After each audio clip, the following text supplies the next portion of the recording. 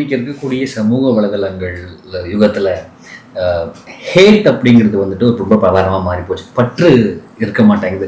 Had அப்படிங்கிறது தான் ரொம்ப வெறுப்பு ரொம்ப ஜாஸ்தியா இருக்கு. சமூக வலைதளங்கள்ல சமரசம் இல்லாம நிறைய பேர் மேல புழுதி வாரி தூத்தக்கூடிய விஷயங்களை நம்ம பாக்குறோம். இது பத்தி உங்களுக்கு கருத்து? அதை ஏன் பாக்குறாங்க? அதை பார்க்க தானே அவங்களுக்கு சக்தி வருது. இப்போ ஒரு சமுதாயமே சேர்ந்து இப்படிப்பட்ட கல்ச்சரை நம்ம பசங்களுக்கு கொண்டு போய் சேர்க்க கூடாதுன்னு நினைச்சா அவங்க அதை செய்வாங்களா? நீங்க அதை பாப்புலர் ஆக்க தானே அதுக்கு ஒரு உயிர் கிடைக்கிது. நம்ம எதை பாப்புலர் ஆக்குறோம், எது பின்னாடி போறோம், பெரியவங்க அதை எப்படியோ அதை சப்போர்ட் பண்ண அடுத்த ஜெனரேஷன் நாளைக்கு அவங்கள பத்தியே பேச ஆரம்பிக்கும். யாருக்கும் மரியாதை எல்லாம் பேச ஆரம்பிப்பாங்க. ஓ, இதுதான் கல்ச்சர் போல இருக்கு அப்படின்னு நினைச்சுப்பாங்க. சோ நம்ம எதை என்கரேஜ் பண்றோமோ அது வாழும், நம்ம எதுக்கு தண்ணி ஊத்துறோமோ அது வளரும். அது மாதிரி எந்த சூழ்நிலையில நம்ம எதை சப்போர்ட் பண்றோம், எது இருக்கணும் எது இருக்கக்கூடாதுன்னு முடிவு பண்றது மக்கள் தானே. சோ மக்களுக்கு முதல்ல அந்த புரிதல் இருக்கணும் இல்லையா? நம்ம அதை தப்பு, ஹேட் இருக்குன்னு தெரியுது, அப்ப ஏன் அதை வளர்க்குறீங்க? ஹேட் இருக்குன்னு தெரியுது, இல்ல வெறுப்பு இருக்குன்னு தெரியுது, அதை பாக்குறோம், அதுக்கு இத்தனை அதை ஷேர் பண்றாங்க, அதை பரவறாங்க. அதை எதுக்கு பண்றாங்க? ஒரு பயத்தை உண்டாக்குறதுக்கு. சமுதாயத்துல ஒரு பயம், ஒரு பயமான கல்ச்சர், ஒரு வெறுப்பான கல்ச்சர்.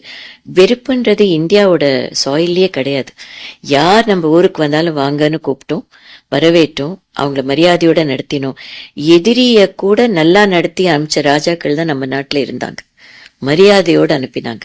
ஸோ அப்படி இருக்கிற ஒரு கல்ச்சர்லேருந்து வந்துட்டு ஒரு ஹிஸ்டரி தெரியாம, நம்ம கல்ச்சர் தெரியாம இந்த சமுதாயத்துல இருக்கிற இந்த ஒரு குழு, ஒரு விஷமத்தன்மையோட இருக்கிற குழுக்களை வச்சுட்டு அதுதான் வாழ்க்கை, அது பின்னாடிதான் போனோம், இன்னைக்கு என்ன சொல்லியிருக்காங்க, யாரை பத்தி பேசலாம், மற்றவங்களை பத்தி பேசி வாழறதுன்றது ஒரு வாழ்க்கையே கிடையாது. நல்லது பேசலாம், நீங்க ஒரு ஒரு விமர்சனம் பண்ணலாம், ஒரு நல்லது எடுத்து சொல்லலாம், இல்ல இப்படி இருக்கு என்னோட ஒப்பீனியன் இதுன்னு சொல்லலாம். ஆனா வெறுப்ப உண்டாக்குறது, மக்கள் மத்தியில அந்த வெறுப்பையே ஒரு கல்ச்சரா கொண்டு போறதுன்றது உங்க குழந்தைங்களுக்கும் அடுத்த ஜெனரேஷனுக்கும் சேஃபான யோசிக்க வேண்டியது பெரியவங்க தான். 40 ஆண்டுகளுக்கும் மேலாக குழந்தைகள் நலன், இளைஞர்களுக்கு பார்ட்டிசிபேட் பண்ணிட்டு இருக்கீங்க. அண்மை காலங்களில் அதிகரித்து வரக்கூடிய இந்த குழந்தைகள் மீதான இந்த பாலியல் குற்றச்சாட்டுகள், அது குறித்து உங்களுடைய கருத்துக்கள்? அதான் நம்ம வேற விதத்துல பிஸியா இருக்காங்க இல்லையா? எல்லார் கையிலயும் மொபைல், எல்லாரும் அதுல பிஸியா இருக்காங்க. ஒரு பாக்குற ஒரு சக்தியோ பாதுகாப்பு கொடுக்கறதுக்கோ ஆக்கப்பூர்வமான காரியங்கள்ல நம்ம கம்மியா இருக்கோம்னு நினைக்கிறேன். இந்த ஆக்கப்பூர்வமான காரியங்கள் என்ன செய்யணும், சமுதாயத்துக்கும் மக்களுக்கும் வாழ்வாதாரம், அன்றாட வாழ்வாதாரத்துக்கு என்ன இருக்கு, ஒருத்தர் சாப்பாட்டுலேருந்து செக்யூரிட்டிலேருந்து உழைக்கிறதுலேருந்து கஷ்டப்பட்டுட்டு இருக்காங்க.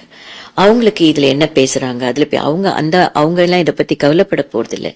இந்த விஷமத்தனத்தை உண்டாக்குறதே இந்த மாதிரி எதுலயும் ஈடுபாடு இல்லாதவங்க தான் இல்லையா? சோ அவங்க இப்ப என்ன இது பாதுகாப்புன்றது ரொம்ப முக்கியமான விஷயம். எல்லா இடத்துலயும் வேணும், தெருவுக்கு தெரு வேணும். இப்ப நம்ம யங்ஸ்டர்ஸோட எனர்ஜி எல்லாம் நல்லதுல போயிடுச்சுன்னு வச்சுக்கோங்க. ஓகே, நானும் உழைக்கிறேன், இந்த ஊருக்காக நானும் செய்யறேன், இந்த தெருவுக்கு நானும் பாதுகாப்பு கொடுக்கிறேன், நானும் இருக்கேன், இதுல பார்ட்டிசிபேட் பண்றேன்னு இருந்தா அந்த கல்ச்சர் வளரும். சோ பாதுகாப்புன்றது எல்லாரோடைய பொறுப்பு, ஒருத்தரோட பொறுப்பு மட்டும் இல்லை, சமுதாயத்தோட பொறுப்பு.